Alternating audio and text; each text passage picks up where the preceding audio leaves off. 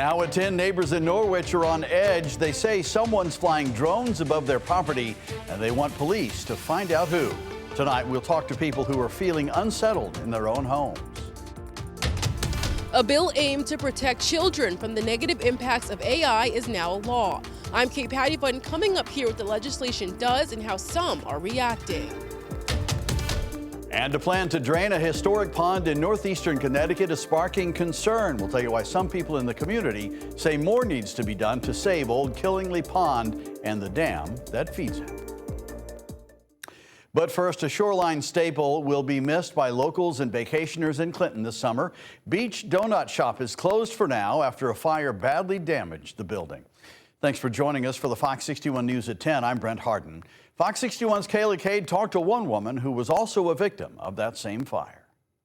I talked with many people who stopped by Beach Donut Shop Tuesday afternoon, and they say they are devastated to see the shop closed up. I was so shocked. Terry Bambaquito had plans to go to the beach in Clinton and get a sweet treat from Beach Donut Shop. And one of my former teacher friends had said that this donut shop is like amazing. But she was met with this sign near the door that reads, "Danger, keep out." I noticed there was nobody here, so I thought that maybe that would kind of mean that something had happened. A fire broke out at Beach Donut Saturday morning. It's no longer, in existence at the moment. The outside doesn't show half of the damage. I looked inside and I couldn't believe it. Insulation covers the tables and donuts were left behind. You could see from the structure that there's something had happened, so. Clinton Fire Department said the fire spread into the attic of a one-story commercial building attached to a home.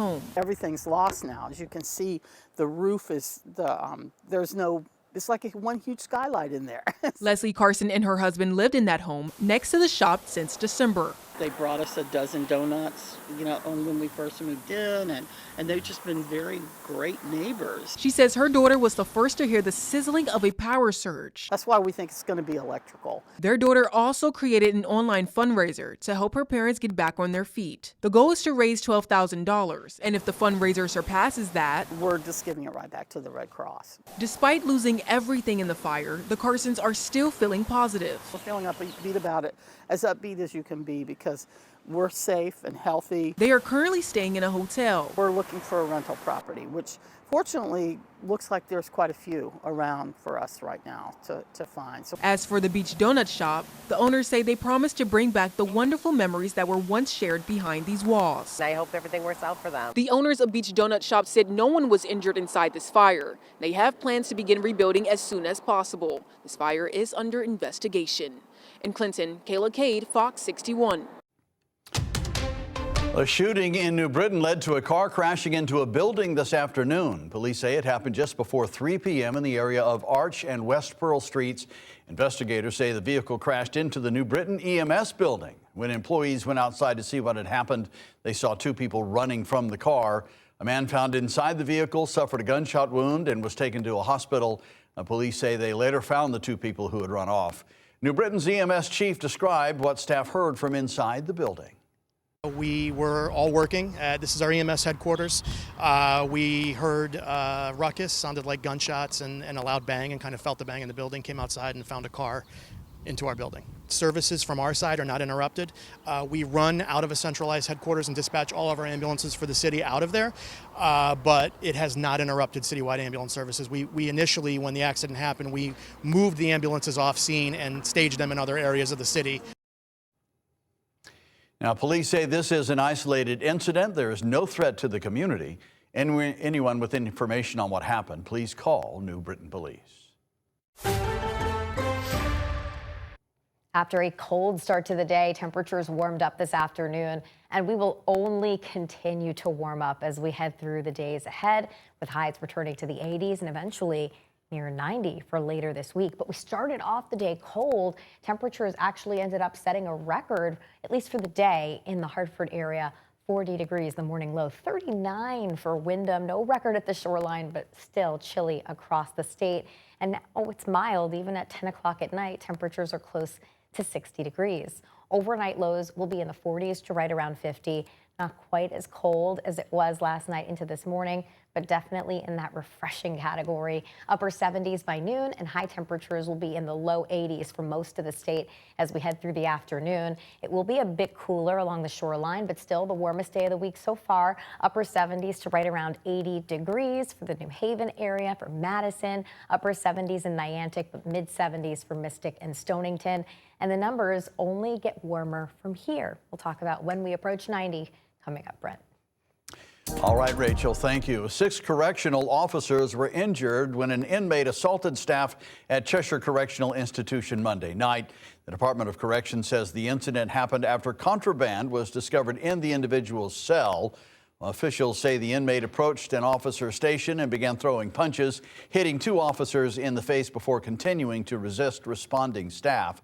The individual was eventually secured, but 6 officers suffered injuries. 4 were taken to a local hospital for treatment, while 2 remained on duty.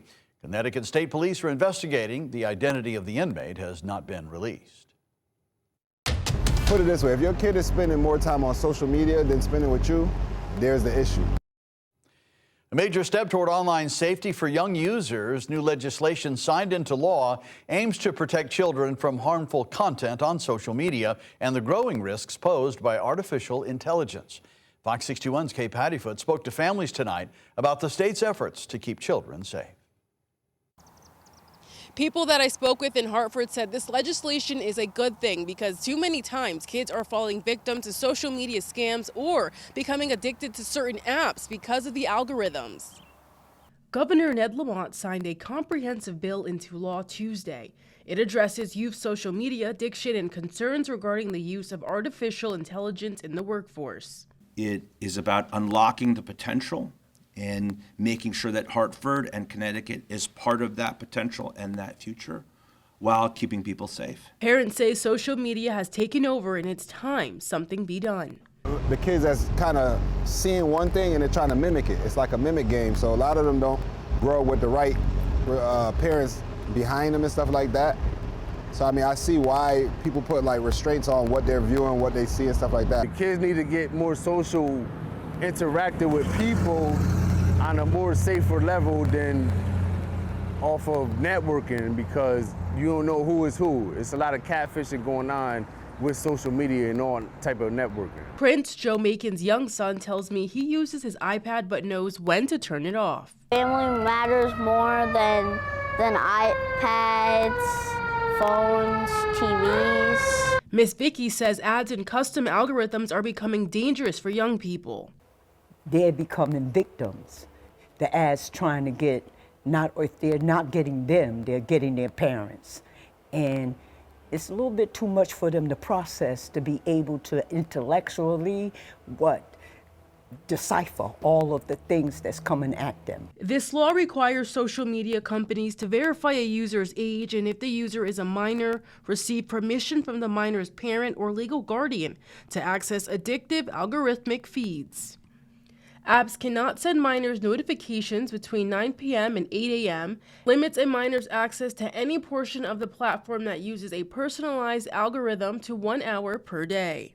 And when it comes to the use of AI, requiring AI chatbot operators to make reasonable efforts to detect suicidal ideations or indicators of self-harm expressed by users. Protocol to respond with appropriate resources. Various programs and partnerships in this bill promote Connecticut residents to get educated on emerging technical skills. What this law does is it puts control back into the hands of parents and educators in our community and law enforcement. Many state officials say this new law protects kids because Washington failed to do so. In Hartford, Kay Pattyfoot, Fox 61. Okay, thank you. And meantime, President Donald Trump signed an executive order today asking tech companies to voluntarily provide the federal government with advance access to new AI models before they are released to the public. The order calls for a 30-day review period, down from an earlier proposal that sought a 90-day review. The move marks a significant step in the administration's efforts to regulate artificial intelligence. Officials say the goal is to evaluate potential cybersecurity risks and help protect critical infrastructure. North Branford police arrested a Meriden man in connection with an investigation into the alleged sexual assault of a child. 39-year-old Oscar Ramirez is charged with 2 counts of first-degree sexual assault. Police say the arrest was made 2 days ago following a months-long multi-agency investigation that began after a report was made in April of last year. Officials have not released details about the allegations. Ramirez was held on a $75,000 bond. And the court case against former New Haven Police Chief Carl Jacobson has been continued. Jacobson was arrested in February and accused of embezzling more than $85,000 in police funds. He pleaded not guilty last month. According to his arrest warrant, investigators allege Jacobson wagered more than $4 million over the course of a year and lost more than $200,000. Jacobson is scheduled to return to court on August 4th.